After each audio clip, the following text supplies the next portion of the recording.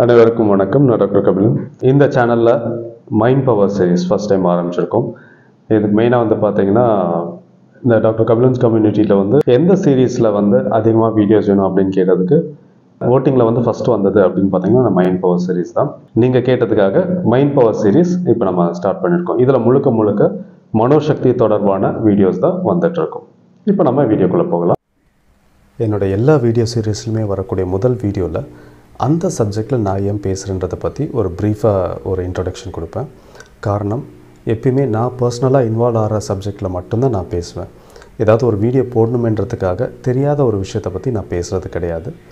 அப்படி பார்க்கும்போது மைண்ட் பவரில் என்னுடைய பர்சனல் இன்வால்வ்மெண்ட் என்ன அப்படின்னு பார்த்தீங்கன்னா, இது என்னுடைய one of my research subject. பல வருஷங்களாக மைண்ட் பவரில் நான் தியரிட்டிக்கலாகவும் ப்ராக்டிக்கலாகவும் நிறைய ஆராய்ச்சிகள் பண்ணிகிட்ருக்கேன். அது ரிலேட்டடாக அந்த ஆராய்ச்சிகளை அடிப்படையில் நிறைய பேருக்கு ட்ரைனிங்கும் கொடுத்துட்ருக்கேன். ஸோ அந்த அனுபவத்தை அடிப்படையாக வச்சு தான் மைண்ட் பவர் பற்றி நான் பேச போகிறேன். இதில் முதல் வீடியோ என்ன அப்படின்னு பார்த்தீங்கன்னா, மனோசக்தினா என்ன, வாட் இஸ் மைண்ட் பவர். பொதுவாக மைண்ட் பவர் அப்படின்னு சொன்ன உடனே வந்து நிறைய பேருக்கு வரக்கூடிய எண்ணங்கள் அப்படின்னு பார்த்தீங்கன்னா, ஏதோ மைண்டை கண்ட்ரோல் பண்ணுறது, இல்லாட்டி மைண்ட் ரீட் பண்ணுறது, ஸோ மைண்டுக்கு அந்த மெசேஜ் அனுப்புறது, இந்த மாதிரியான விஷயங்கள் வந்து மைண்டுக்கு வரது உண்டு. பட் இது எதுவுமே வந்து பார்த்தீங்கன்னா மனோசக்தி தொடர்பான விஷயங்கள் கிடையாது. இது எல்லாமே வந்து அதீத சக்திகள், அதாவது சைக்கிக் பவர்ஸ் அப்படின்னு சொல்லலாம். ஸோ மைண்ட் பவர் வேறு, சைக்கிக் பவர் வேறு. பொதுவாக இது ரெண்டுத்தையுமே வந்து குழப்பிக்கிறது உண்டு. அடுத்து இன்னொரு வீடியோவில் மைண்ட் பவருக்கும் சைக்கிக் பவருக்கும் இருக்கிற டிஃப்ரென்ஸ் என்னன்னு பார்ப்போம். ஸோ இதில் மைண்ட் பவர்னால் என்ன அப்படின்றத நம்ம டீட்டெயிலில் பார்க்கலாம்.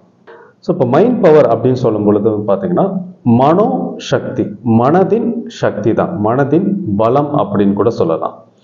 எப்படி வந்து உடலுக்குன்னு ஒரு பலம் இருக்கோ, உடலுக்குன்னு ஒரு சக்தி இருக்கோ, அதே மாதிரி தான் மனசுக்குன்னு இருக்கக்கூடிய பலம் தான் மனோசக்தி. இப்போ ஒருத்தருக்கு உடல் ரீதியா ரொம்ப பலமா இருக்காரு, உடல் ரீதியான சக்தி அவருக்கு அதிகமாக இருக்கு அப்படின்னா அவரால் பிசிக்கலா நிறைய ஒர்க் பண்ண முடியும். எவ்வளோ ஒர்க் பண்ணாலும் டயர்ட் ஆக மாட்டாரு. ரொம்ப தூரம் நடக்க முடியும், ஓட முடியும், கனமான பொருட்களை தூக்கி வைக்க முடியும், இதெல்லாமே செய்ய முடியும். இது வந்து அவருடைய பிசிக்கல் ஸ்ட்ரென்த்தை பொறுத்து.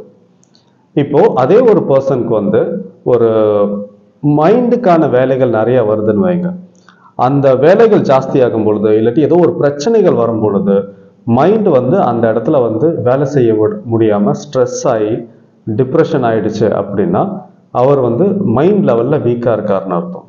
பிசிக்கலி ஸ்ட்ராங்கு, நல்ல உடல் ரீதியாக அவருக்கு எந்த வேலை கொடுத்தாலும் சூப்பராக பண்ணிடுவார். ஆனால் ஒரு பிரச்சனைன்னு வரும்பொழுது, இல்லாட்டி அதிகப்படியாக மனசுக்கு யோசிக்கிற மாதிரியான வேலைகள் வரும்பொழுது வீக் ஆயிடுறாரு அப்படின்னா அவர் மன ரீதியாக வீக்காக இருக்காரு. மனோசக்தி அவருக்கு கம்மியாக இருக்குன்னு அர்த்தம். உடல் சக்தி அதிகமாக இருந்தாலும் மனோசக்தி கம்மியாக இருக்கு. இப்போ இன்னொரு பக்கம் வந்து பார்த்தீங்கன்னா, ஒரு பர்சன் அவருக்கு வந்து பிசிக்கலாக எந்த ஸ்ட்ரென்த்தும் கிடையாது, வீக்காக இருக்கிற மாதிரி தான் தெரியும். ஆனால் அவருக்கு வந்து பார்த்தீங்கன்னா மன ரீதியாக நிறைய விஷயங்கள் அவரால் செய்ய முடியுது. மனசுக்கு கொடுக்கக்கூடிய வேலைகள், அந்த மனோ ரீதியான வேலைகளை வந்து அவர் சிறப்பாக செய்ய முடியுது.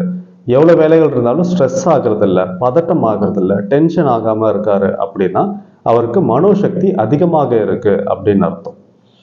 அப்போ உடலுக்கு எந்த அளவுக்கு ஒரு சக்தி இருக்கோ அதே மாதிரி மனசுக்கும் சக்தி இருக்கு. உடல் ரீதியா ஒருத்தர் ரொம்ப ஸ்ட்ராங்கா இருக்கும் பொழுது அவரால் ஒரு 50 கிலோ வெயிட்டை கூட ஈஸியா தூக்கிட முடியும். ஆனா அதே பர்சன் மன ரீதியா வீக்கா இருக்காரு அப்படின்னா ஒரு சின்ன பிரச்சனை வந்தாலே அவர் தோண்டு போயிடுவாரு, டல் ஆயிடுவாரு. இப்போ மைண்டுக்கு வந்து ஒரு நல்ல ஒரு ஸ்ட்ராங் பவர் இருக்கு அப்படின்ற பொழுது அந்த மனோசக்தி மூலமா நிறைய விஷயங்களை செய்ய முடியும். உதாரணத்துக்கு இப்போ பிசிக்கலி ஸ்ட்ராங்கா இருக்கிற ஒரு பர்சனால 10 மாடி ஏறி இறங்க முடியும்.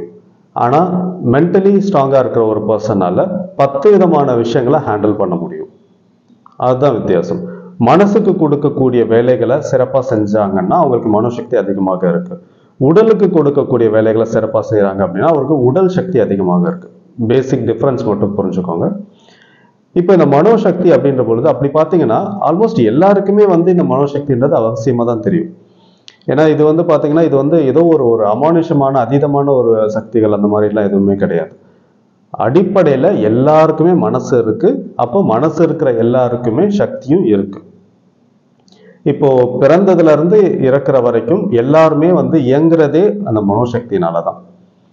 உதாரணத்துக்கு வந்து பார்த்தீங்கன்னா நம்மளுடைய அன்றாட வேலைகள் செய்யறதுக்கே நமக்கு மனோசக்தி அவசியம் தேவைப்படுது. இப்போ காலைல நம்ம எந்திரிக்கிறோம், ஒரு 1 ஹவர் பிஃபோரா எந்திரிக்கிறோம் அப்படின்னா அப்ப நம்ம முழிப்பு வந்ததுக்கு அப்புறமா உடனே எந்திரிக்கிறோமா இல்ல கொஞ்ச நேரம் படுத்துறது இன்னும் கொஞ்ச நேரம் படுக்கலாமே அப்படின்னு நினைக்கிறோமான்றதுலயே உங்களுக்கு மனோசக்தி இருக்கா இல்லையான்றது தெரிஞ்சிடும். உங்களால டக்குன்னு எந்திரிக்க முடிஞ்சிருச்சு அப்படின்னா உங்களுக்கு மனோசக்தி இருக்கு.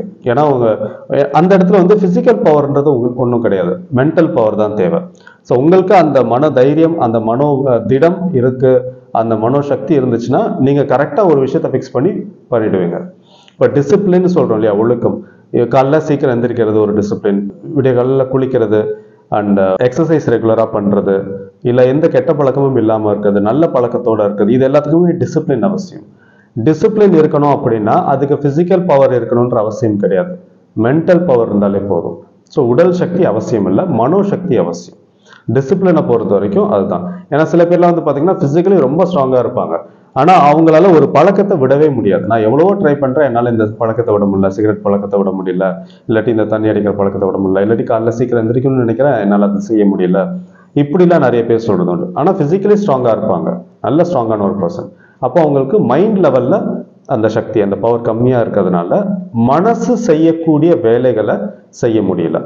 உடல் செய்யக்கூடிய வேலைகளை நல்லா செய்ய முடியுது, ஆனா மனசு செய்யக்கூடிய வேலைகளை செய்ய முடியலன்ற போது அவங்களுக்கு மனோசக்தி கம்மியாக இருக்கு அப்படின்னு சொல்லலாம். இப்ப இந்த மனோசக்தி அதிகமாக இருந்துச்சுன்னா என்னென்ன செய்ய முடியும் அப்படின்னு பாத்தீங்கன்னா, விடியக்கால எந்திரிக்கிறதுல இருந்து அடுத்தடுத்து நீங்க இந்த உணவுகள் சாப்பிடணும் அந்த ஒரு ஹேபிட் வச்சிருக்கீங்கன்னா அந்த ஹேபிட்டை ஃபார்ம் பண்றதுல இருந்து மெயின்டைன் பண்ற வரைக்கும். இப்போ மாணவர்கள் அப்படின்னா படிக்கிறது, இப்போ மனோசக்தி அதிகமா இருந்துச்சுன்னா அவங்களால நல்லா படிக்க முடியும். மனோசக்தி அதிகமாக இருந்துச்சுன்னா அவங்களுக்கு ஞாபக சக்தி அதிகமாக இருக்கும். மனோசக்தி அதிகமாக இருந்துச்சுன்னா ஃபோக்கஸ் அவங்களால பண்ண முடியும். மனோசக்தி அதிகமாக இருந்துச்சுன்னா புதிய ஒரு விஷயத்தை கூட கற்றுக்க முடியும். இது மாதிரி மனோசக்தி அந்த இடத்துல நிறையவே வேலை செய்யும். இப்போ ஒரு ஆஃபீஸில் ஒர்க் பண்ணுறாரு அப்படின்னா அப்போ அந்த ஆஃபீஸில் ஒர்க் பண்ணும்பொழுது நிறைய ப்ராஜெக்ட்ஸ் இருக்கும், நிறைய டாஸ்க் இருக்கும், அடுத்தடுத்த டாஸ்க் கம்ப்ளீட் பண்ணுற மாதிரி இருக்கும். இப்போ இது எல்லாமே வந்து ஃபிசிக்கல் ஒர்க்கே கிடையாது, எல்லாமே மென்டல் ஒர்க்கு தான், மைண்ட் லெவலில் தான் அவங்க செய்ய வேண்டியிருக்கு.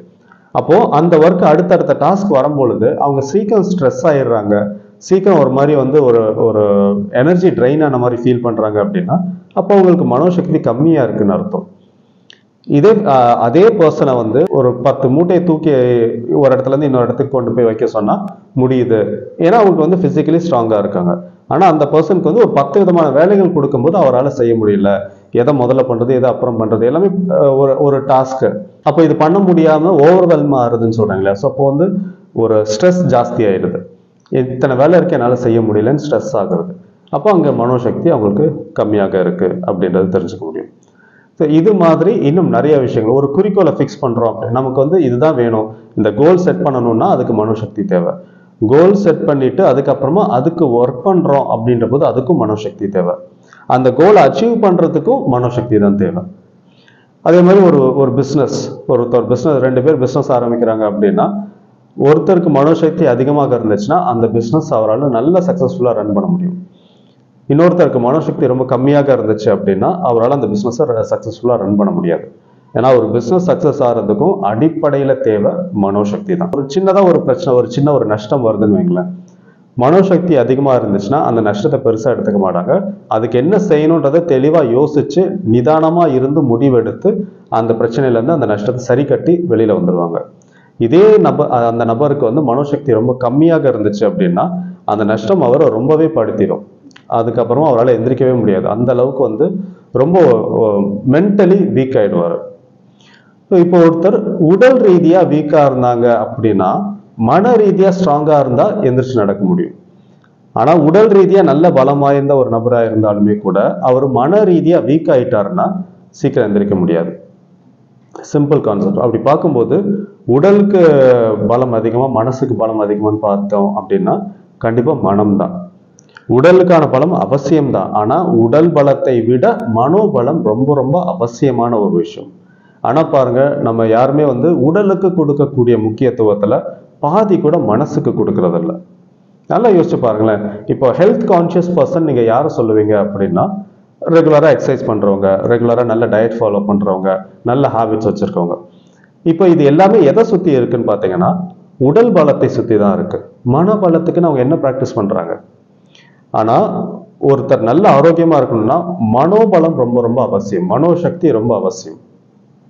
ஏன்னா உடல்ல வியாதியே இல்லாத ஒரு பர்சனுக்கு கூட அவருடைய மைண்ட் வீக் ஆயிடுச்சுன்னா எல்லா வியாதிகளும் வர ஆரம்பிச்சிடும்.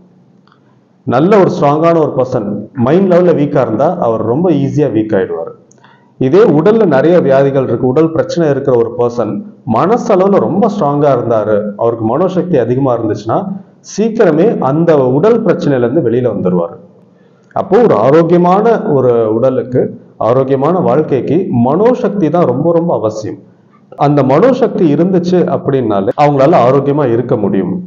ஆனா நம்ம உடலுக்கு தான் நிறைய பயிற்சிகள் வச்சிருக்கோமே தவிர மனசுக்குன்னு பயிற்சிகள் இருக்கிறது. அப்போ மனோசக்திக்கு பயிற்சி இருக்கான்னா கண்டிப்பா இருக்கு. மனோசக்திக்கு நிறைய பயிற்சிகள் இருக்கு.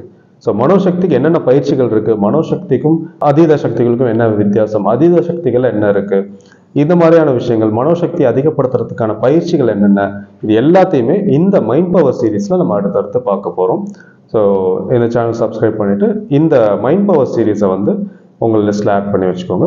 அடுத்து மைண்ட் பவர் ரிலேட்டடாக நிறைய வீடியோஸ் இந்த சீரீஸ்ல இருக்கும். அடுத்து இன்னொரு வீடியோவில் சந்திக்கலாம். நன்றி, வணக்கம்.